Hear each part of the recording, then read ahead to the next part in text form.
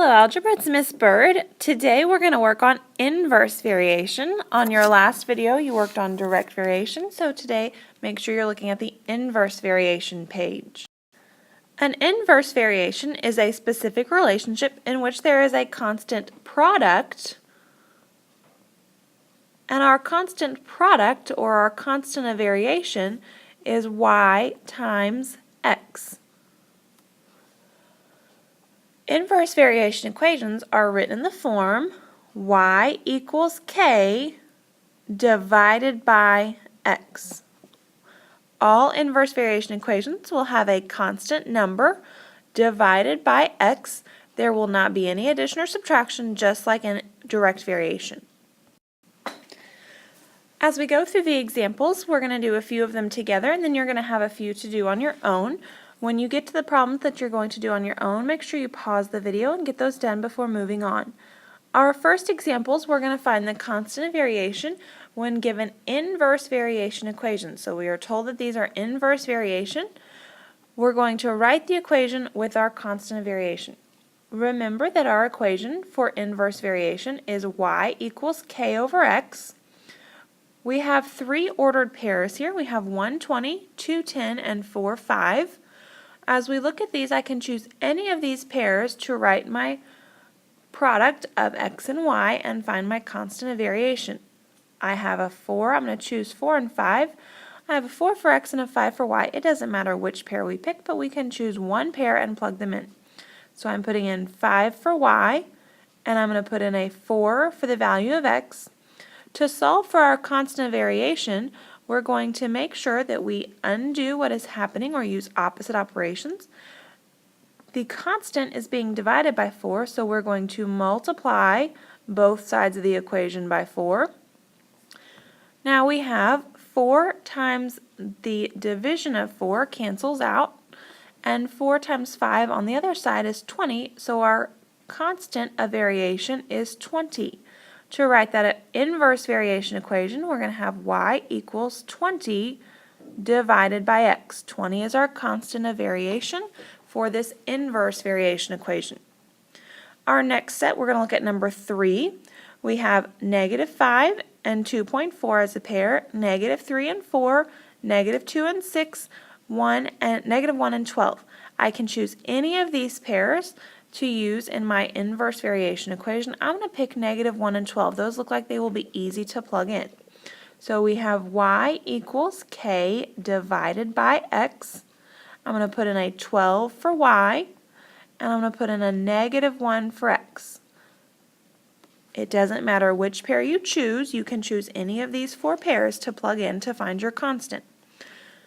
K is being divided by negative 1, so to solve for our constant, I'm going to multiply both sides by negative 1. When we multiply the left and the right by negative 1, on the right side my negative 1's cancel out, and negative 1 times 12 is negative 12, which will equal my constant of variation. So writing that equation, we would have y equals our constant for inverse variation will go on top, and that's going to be divided by x. Take a minute to pause the video and do numbers 2 and 4 on your own. Remember, you're going to use the equation y equals k divided by x, plug in a pair to find your constant, and then rewrite your equation. Alright, we're going to look at our graphing inverse variation equations next. It tells us if the constant of variation is 16, create a table of values and graph the relationship. I'm going to take a look and write our equation. Our constant of variation is 16, so we know that for our inverse variation we're going to have y equals 16 for our constant divided by x. Now we're going to make a table of values and we're going to plug in numbers for x to find y. So we're using our x's as our independent and our y as our dependent. You'll want to choose both positive and negative numbers. I'm going to start with, on the x values, I'll start with my negatives, x and y. We'll have negative, let's start with negative 16, and then we'll do negative 8, negative 4, negative 2, and negative 1. The reason that I chose these is because I know that each of these is a factor of 16, And then I'm going to go and do my positives. I am out of space, so I'm going to draw another table for my positive values. If you have space on yours, you're welcome to just continue the table you have. On my positives, I'm going to have 1, 2, 4, 8, and 16, all positive. And again, I use these because I know they're factors of 16. They'll be easy to plug in for x. The first one, 16 divided by negative 16 would give us a negative 1. 16 divided by negative 8 would give us a negative 2. I'm just plugging these in for the x values. 16 divided by negative 4 is negative 4. 16 divided by negative 2 is a negative 8. And 16 divided by negative 1 is negative 16. Let's go ahead and graph all of our negative values on our line. If we plug in negative 16, we got out a negative 1, so we're going to go left 16 and down 1 on our graph, which would be about right here. Then we're going to go to negative 8, negative 2, left 8 and down 2. Negative 4, go left 4 and down 4. And negative 2, negative 8, we're going to go left 2 and down 8. And then negative 1 and negative 16, we're going to go left 1 and down 16. Now, for these, notice we get a nice curve that is going away from the origin. We would connect these because our graph could continue. We could have chosen any numbers that we wanted for x. Let's do our positive side next. If we plug in 1, 16 divided by 1 is 16. 16 divided by 2 is 8. 16 divided by 4 is 4. 16 divided by 8 is 2. And 16 divided by 16 is 1. When we plug these in, if we go to the right one and up 16, we're going to put our first dot in the positives. And then 2, 8, we're going to go right 2 and up 8 and put a dot. We had 4, 4, we're going to go right 4 and up 4. 8, 2, we're going to go to the right 8 and up 2. And 16, 1, we're going to go to the right 16 and up 1. Again, we have another curve that is going away from the origin. And we're going to draw arrows with our line because this could continue. We could have chosen any numbers. Notice on the graph you have two curves that are staying away from the origin. For inverse variation, you will never have any point on the origin because you cannot divide by 0. They will also not ever touch the x or y axis. They will stay away from the axis. They'll get very, very close, but they will never touch your x or y axis.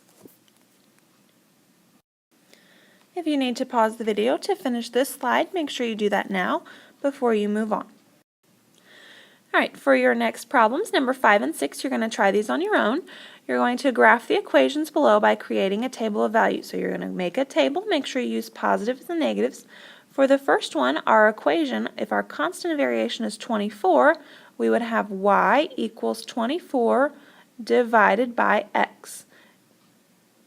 24 divided by x. That is our equation because our constant variation will always go in the numerator for inverse variation equations. You'll make a table, choose x and y values, and then graph this. Remember that the graph will look like two curves curving away from the origin. It will not touch the x or y axis, and it will not touch the origin. On number 6, if you have negative 36 for your direct variation equation, for your inverse variation, you would have y equals negative 36 divided by x. Using those, make a table of values, choose positive and negatives, and then graph your inverse variation graphs. You can pause the video before moving on, that way you can get this part done. The last part, you're going to find the missing values. If the following ordered pairs represent inverse variation, we want to find the value that is missing. Number 7 we'll look at first. We have 12 and 14, and then negative 24 and y. For this, we want to find our y value.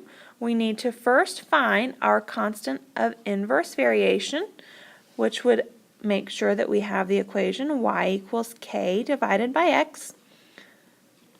Using the ordered pair that we are given, 12, 14, we're going to plug in 14 for y, and we're going to plug in 12 for x. So 14 equals k divided by 12. When solving for k, we need to multiply both sides by the denominator 12. If I multiply the left by 12, we multiply the right by 12. Our 12s will cancel out. 12 times 14 is 168. So our constant of variation is 168. Using this, we're going to plug in our negative 24. So y equals 168 divided by x.